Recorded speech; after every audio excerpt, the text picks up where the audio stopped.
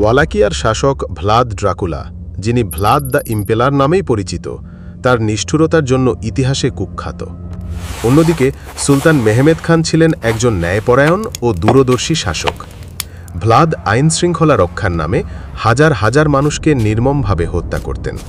তার এই বর্বরতা জনমনে ভয় ধরিয়ে দিত।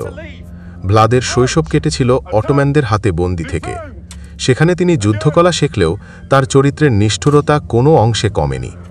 যখন তিনি ওয়ালাকিয়ার শাসক হয়ে ফিরে আসেন, তখন অটোম্যানদের প্রতি আনুগত্য অস্বীকার করেন এবং কর দিতে অস্বীকৃতি জানান।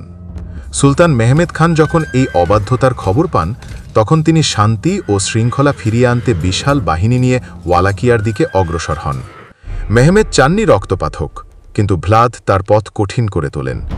ভ্লাদ যুদ্ধের কৌশলের নামে তুর্কি সৈন্যদের খুঁটিতে বসানো লাশ রাজধানীর চারপাশে সাজিয়ে এক বিভীষিকাময় পরিস্থিতি তৈরি করেন, যা দেখে স্বয়ং সুলতানও মর্মাহত হন। মেহমেদের লক্ষ্য ছিল শান্তি প্রতিষ্ঠা করা, কিন্তু ভ্লাদের চরম নিষ্ঠুরতা তাকে হতাশ করে। ভ্লাদের এই বর্বর শাসন ক্ষমতা ও প্রতিশোধের এক ভয়াবহ দৃষ্টান্ত স্থাপন করে।